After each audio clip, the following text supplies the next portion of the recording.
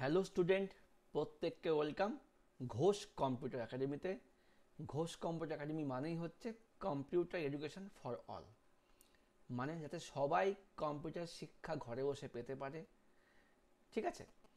তো আমি এতদিন তোমাদেরকে ক্লাস দিয়ে এসেছি chapter wise, test paper wise, সব কিছুই তোমরা যে যেমন বলেছো সেইভাবে ক্লাস দেওয়ার চেষ্টা করেছি।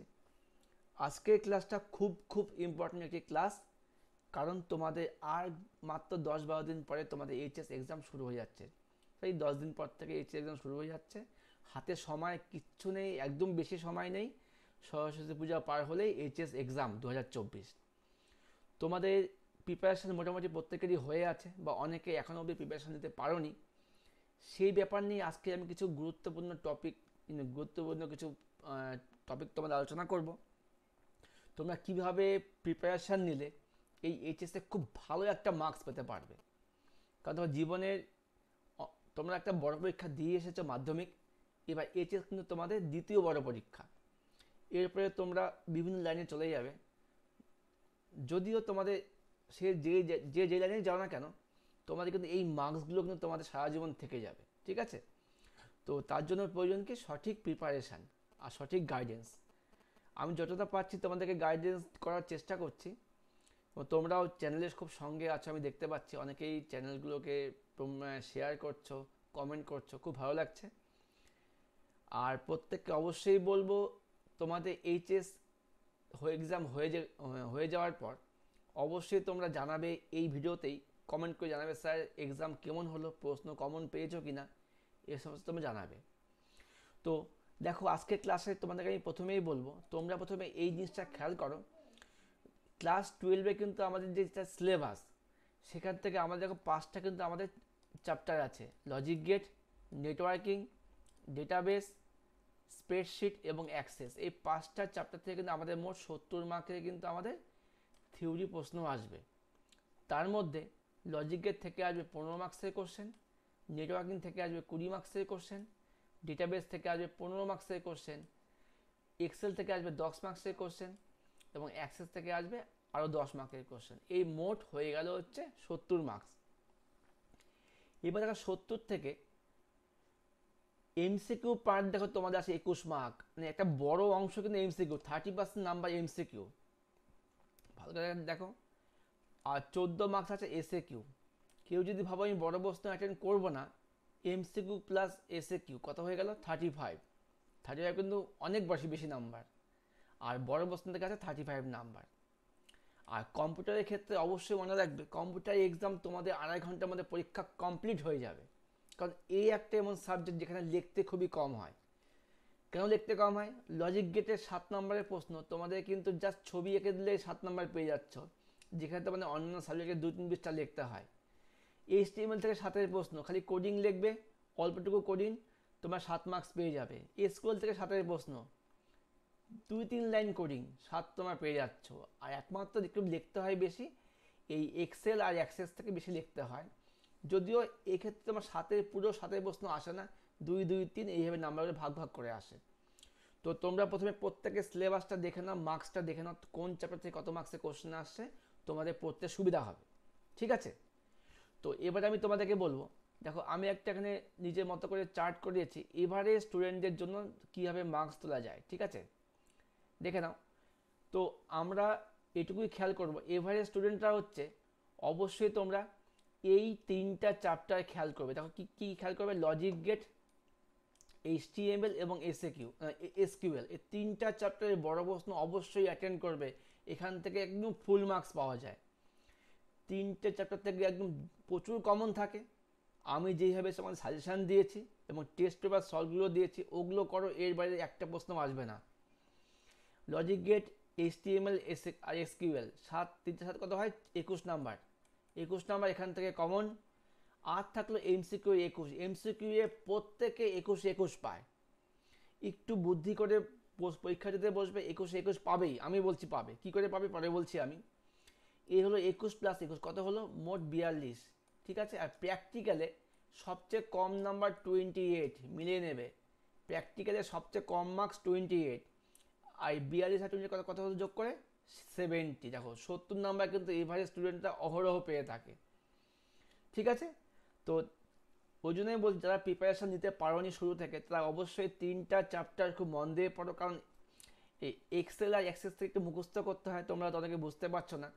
তো 3 চ্যাপ্টার খুব মন দিয়ে পড়ো, সাথে এমসিকিউটা খুব মন দিয়ে করো। এমসিকিউ মুখস্থ করার কোনো দরকার নেই, তোমরা চোখস্থ করে যাও। এখন মুখস্থ করার সময় নেই স্টুডেন্ট, যারা প্রিপারেশন নিয়েছো তারা মুখস্থ করবেই, যারা সঠিক প্রিপারেশন নিতে পারোনি তারা চোখস্থ করে যাও, জাস্ট দেখে যাও। কানে হেডফোন লাগাও, আমার ভিডিওগুলোকে চালিয়ে রাখো, ওইটুকু করলেও চোখে পড়বে। বা তোমার যদি টেক্সট বই ফলো করো, টেক্সট বইয়ের প্রশ্নগুলো দেখে যাও, তাতেও কাজ হয়ে যাবে। তো এই হলো এভারেজ স্টুডেন্টরা কী করে 70 মার্কস পেতে পারে, ঠিক আছে। এবার চলে আসি, যারা হচ্ছে মেরিট এরিয়া স্টুডেন্ট, তার জন্য 98 মার্কস একদম কমন। কারণ 98 মার্কস কেন কমন?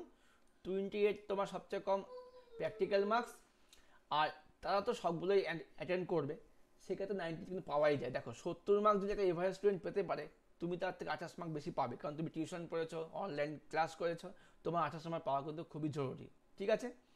তো সেক্ষেত্রে তোমাদের কিন্তু অবশ্যই অ্যাক্সেস আর স্প্রেডশিটটা বাদ দিলে চলবে না।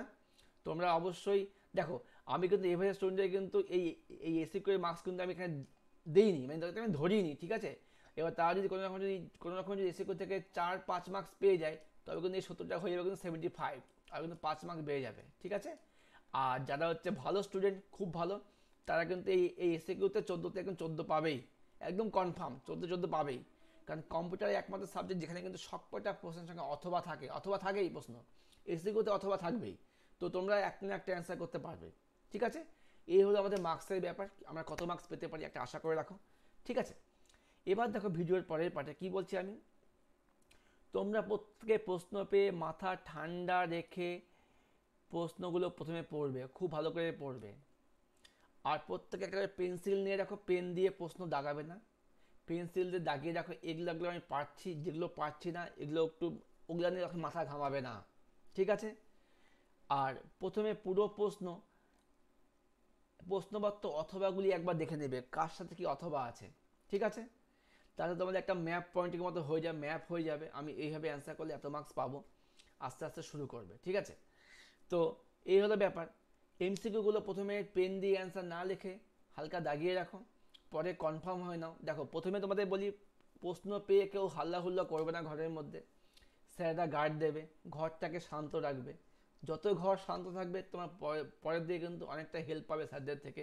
বা মানে প্রথমে যদি তোমার যদি বলো এই বলে তুই কি লিখেছিস, তুই কি লিখেছিস, তবে সেটা করতে যাবে না।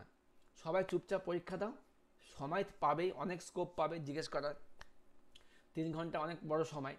তো ঘরটাকে ঠান্ডা রাখো, যাতে স্যাররা তোমাদের প্রতি ক্ষিপ্ত না হয়ে যায়, ঠিক আছে। আচ্ছা, এই হলো ব্যাপার।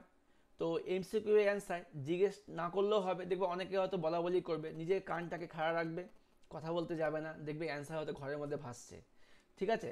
এটাও তোমার যা বুদ্ধিমান তারা এইভাবে অ্যান্সার করে থাকে, ঠিক আছে। তো এবার আসছি, আমাদের প্রথম চ্যাপ্টার কি লজিক গেট। লজিক গেট থেকে আমাদের কী কী মনে রাখতে হবে? লজিক গেট থেকে অবশ্যই তো অনেকে প্রশ্ন করে, স্যার পেন দিয়ে আঁকবো না পেন্সিল দিয়ে আঁকবো? দেখো পেন দিয়ে আঁকলে যারা একবারে আঁকতে পারবে তারা পেন দিয়ে আঁকবে, কোনো সমস্যার ব্যাপার নেই।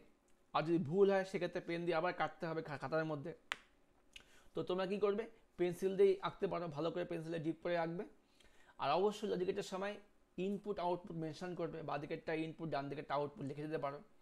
তীর চিহ্ন অবশ্যই দেবে, আর অবশ্যই গোল গোলগুলো দিয়ে দেবে, ইনপুটের ক্ষেত্রে গোল গোল দিয়ে দেবে, আউটপুটের ক্ষেত্রে তীর দেবে, ফাংশন অবশ্যই লিখবে, ঠিক আছে। তো এই হলো লজিক গেটের ব্যাপার। লজিক গেট থেকে বেশি কিছু বলার নেই, অবশ্যই টেস্ট পেপার সলভগুলো দেখো। কারণ আমাদের কিন্তু চ্যানেলের প্লে লিস্টে, তোমাদেরকে আবার বলছি প্রত্যেকে প্লে লিস্ট ফলো করো। প্লে লিস্টে অবশ্যই তোমাদের দেখে দিচ্ছে কী করে, প্লে লিস্টে গিয়ে অবশ্যই এই 2024 সালের টেস্ট পেপার সলভ আর 2024 সালের সাজেশান, এর পাশাপাশি 2023 সালের টেস্ট পেপার সলভটাও দেখতে পারো। লজিক গেটের জন্য, এমসিকিউ এর জন্য অবশ্যই 2 বছরে কিন্তু তোমার টেস্ট পেপার সলভ দেখতে পারো, এমসিকিউ এর জন্য বলছে, ঠিক আছে। আচ্ছা, এই হলো ব্যাপার। আরেকটা বিষয়, এই আমাদের লজিক গেট হয়ে গেল, এবার আসি নেটওয়ার্কিং থেকে। নেটওয়ার্কিং থেকে কিন্তু আমাদের এসিকিউ আর এমসিকিউ মুখস্থ করতে হয়। আর থাকলো হচ্ছে এইচটিএমএল থেকে কিন্তু আমাদের ফুল মার্কস তুলতেই হবে। সেক্ষেত্রে কী করবে আমাদের, সেক্ষেত্রে আমরা এইচটিএমএল কোডগুলোকে অ্যাটেন্ড করবো, দেখে নেবো যে কোথায় কোথায় পার্ট নাম্বার দেওয়া আছে, 1+1+1, ওই প্রশ্নগুলো অ্যাটেন্ড করবে, ছাক্কা নাম্বার পাবে। এইচটিএমএল এর ক্ষেত্রে অবশ্যই ট্যাগ শুরু করবে, ট্যাক্স শেষ করতে ভুলবে না, স্ল্যাশ দিয়ে ট্যাক্স শেষ করতে হয়। আর অবশ্যই যখন HTML কোনো সমান সমানের কাজ হবে, সমস্ত ভ্যালু কিন্তু ডাবল কোটেশনের মধ্যে হয়। সমান সমান যখনই ইউজ করবে ডাবল কোটেশনের মধ্যে হবে। আর যদি সম্ভব হয় ট্যাগের নামগুলো বড় হাতের লিখবে, অ্যাট্রিবিউটের নামগুলো ছোট হাতের লিখবে। আর আমি তোমাদের যেভাবে শিখেছিলাম, ট্যাগ শুরু করবে একটু গ্যাপ দিয়ে, পরেরটা লিখবে, গ্যাপ দিয়ে লিখবে, আবার এইভাবে গ্যাপ দিয়ে গ্যাপ দিয়ে শেষ করবে। এই সিকোয়েন্সটা মেনটেন করতে পারো। আরেকটা বিষয়, কখনোই একটা হাফ পেজ থেকে HTML কোড শুরু করবে না। যদি দেখো যে তোমাদের একটা ওয়েব পেজ বানাতে বলেছে, তার জন্য তোমাদের পুরো পেজ লাগবে, তোমরা ওই পেজটা বাদ দিয়ে দাও, পরের পেজ থেকে ফার্স্ট থেকে শুরু করো, যাতে স্যারদের চেক করতে সুবিধা হয়। যত স্যারদের খাটনি কম হবে, তোমার মার্কস পাওয়ার চান্স তত বেশি। আরেকটা বিষয়, অনেকে করে কি 2-এর A অ্যান্সার করলে, আবার 3-এর B করলে, 7-এর A করলে, এইভাবে অ্যান্সার করবে না। সিকোয়েন্সটা কিন্তু মেনটেন করবে, প্রত্যেকে অবশ্যই সিকোয়েন্স মেনটেন করবে। সিকোয়েন্স মেনটেন না করলে কিন্তু স্যারদের দেখতে অসুবিধা হবে। ঠিক আছে, এবার চলে আসি ডেটাবেস থেকে। ডেটাবেস থেকে কিন্তু আমাদের SQL থেকে 7 প্রশ্ন আসবে। ডেটাবেস থেকে আমাদের MCQ SQL তো থাকবেই, যেমন তোমরা দেখেছো আগে। SQLটা খুব ভালো মতো অ্যাটেন্ড করবে। তোমাদের অথবা প্রশ্ন থাকবে SQL এর সঙ্গে, অথবা কি থাকবে, রিলেশনাল অ্যালজেব্রা। আমি তোমার রিলেশনাল অ্যালজেব্রাটা শেখাইনি, কারণ ওখান থেকে অনেকে আমাকে না করেছে, স্যার ওটা বুঝতে পারছে না। সেক্ষেত্রে আমি SQLটার উপর জোর দিয়েছি। তোমরা SQL এর 3 বছরে আমার টেস্ট পেপার সলভগুলো দেখে নাও, ওখান থেকে কমন আসবে, এরপরে একটা প্রশ্ন আসবে না, আমি বলছি।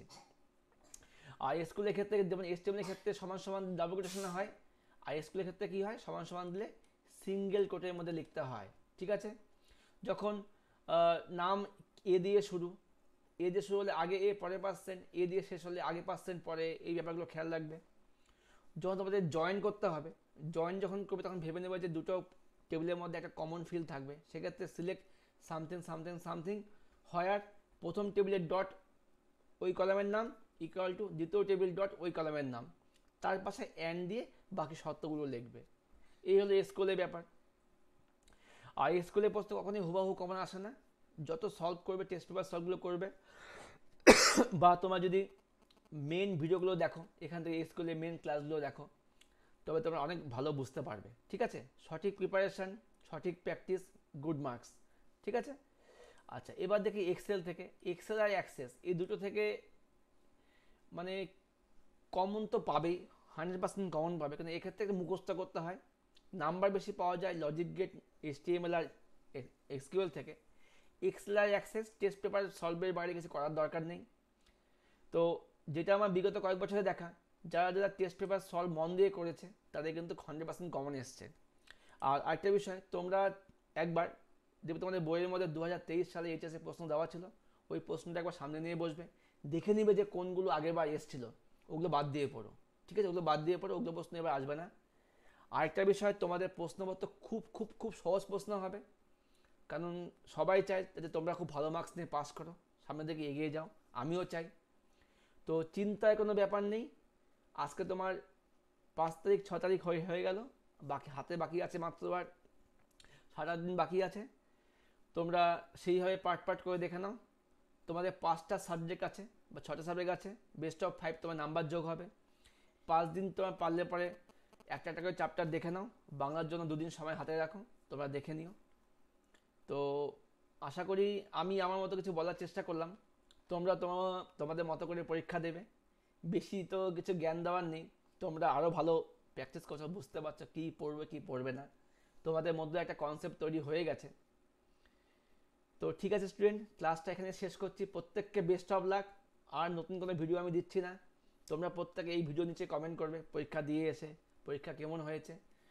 আর অবশ্যই ভাই বোনদের কাছে শেয়ার করবে এই চ্যানেলটিকে, কারণ এখনও অনেকেই জানে না যে ঘোষ কম্পিউটার একাডেমি নামে একটি চ্যানেল আছে, যে পুরোপুরি অফলাইন টিউশনের মতোই অনলাইনে ক্লাস দিয়ে থাকছে।